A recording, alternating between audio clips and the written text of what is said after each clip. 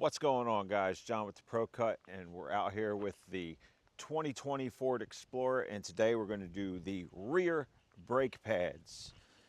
It's a little windy out here. Hopefully my little mic mini is framing the sound happy because I'm actually using it. So the first thing we're going to do is to put the vehicle in brake maintenance mode. Now there is a way to do this if you don't have a programmer, but I did pick up a new Autel programmer and a scan tool, and we're going to get this thing out and figure out how to put it in brake mode. And once I figure that out, I'll come back on and I'll show you guys how to do it. We've also got our new magnetic pinch weld adapter to jack this thing up.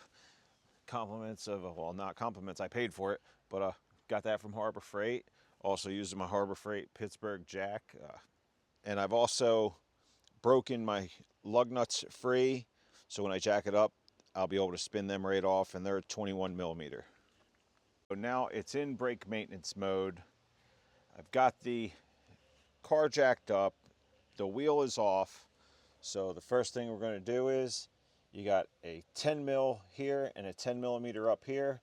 You'll remove those, and then you can remove the piston portion of your brakes and replace your brake pads. So the first thing I'm going to do is get this off and out of the way.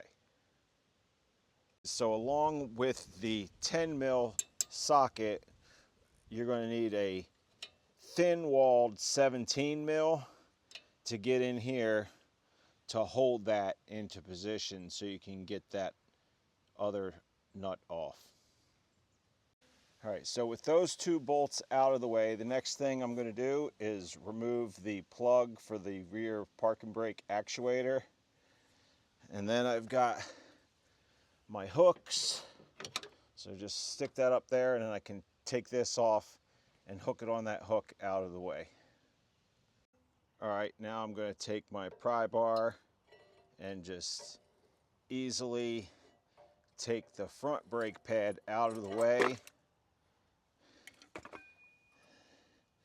And then I'm going to go ahead and pull off these metal things as well, the little clips. And then I'll bring you guys back to show you what I'm going to do next. So with the front pad out of the way, I could put the piston back on, and I could use my pry bar to put that piston back into the brake housing. Now the back one was definitely trickier than the front one, and I did put the pad with the feeler gauge on the back side because the back side's the one touching the piston, so that's going to get worn down first. So your little feeler gauge should go onto the back. At least that's my thought process. Disclaimer, I'm not a mechanic. I'm a very proficient part swapper who's usually right about the things that he does, but don't take this all as gospel, and do your own DIY at your own risk. So you can use your pry bar up against here and get your piston back down all the way. That way you can get over your new pads. All right, so with my 10 mil bolts back in, now I can go ahead and plug that back in, remove my hook from up here, and the tire's ready to go back on. And I can lower this side of the vehicle and move over to the passenger side. And of course, you always start your lugs by hand.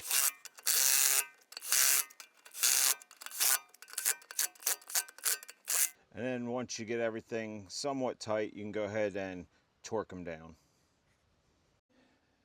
And of course, the passenger side is going way easier now that I know what I'm doing. And you can see more of the same. I've got the brake solenoid disconnected. I've got the piston hanging. I pushed the piston back in. I got all the old stuff off. I sprayed the caliper bracket with brake cleaner, and I sprayed the face of the piston with brake cleaner. So now I can go ahead and put the new clips all into place. And when you're putting these clips into place, you can see you've got a long tab and a short tab. and this little spring tab deal in the front. And that tells you how you have to put them in there. The long tab goes to the center of the wheel. Spring tab's always facing out.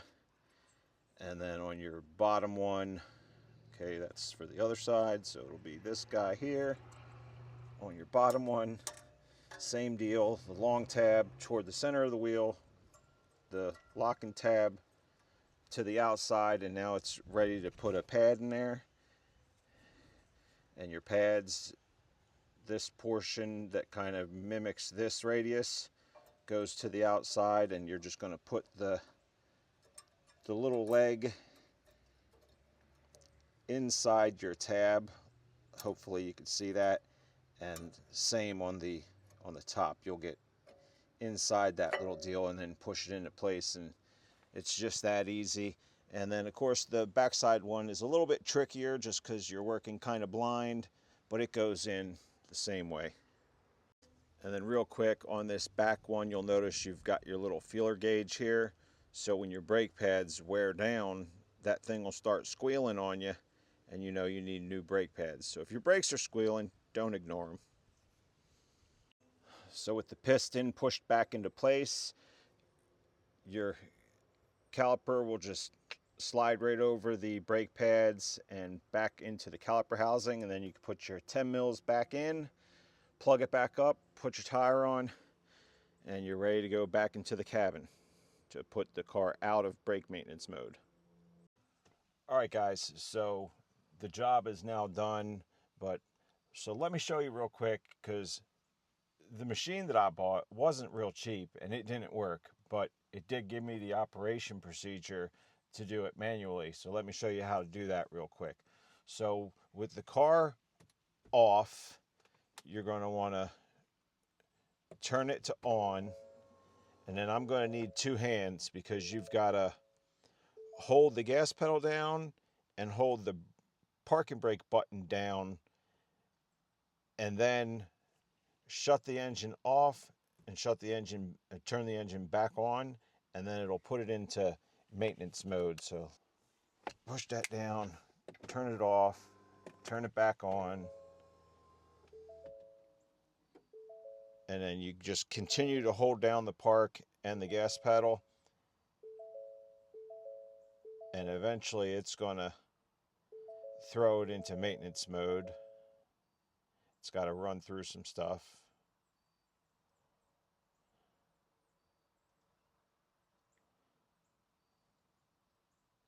All right, let's try cutting it off and cutting it back on again.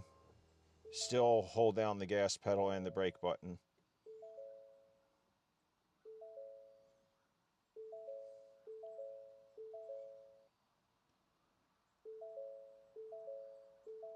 Okay, now we're getting somewhere, I think. Okay, let it off. Okay, so now you're in park brake maintenance mode once you let off of the buttons. So now you can service your brakes. Go ahead and cut it off, service your brakes, and then when you're ready, you're going to shut the park and brake maintenance mode back off. This time you're going to push the start button, but don't start the engine. And you're going to push your gas pedal, and you're going to pull the park and brake button up. And then you're going to press your brake pedal for a second, let it go, cut the switch off, cut the switch back on, let it run through a few things, and then go ahead and let off the buttons. And now you're back into regular mode, ready to drive down the road with no issues. All right, guys, I hope this helped. Like, comment, and subscribe. Thanks for watching. You are appreciated. And remember, if you woke up this morning, you're ahead of the game. You got a gift that some people did not get. So be grateful.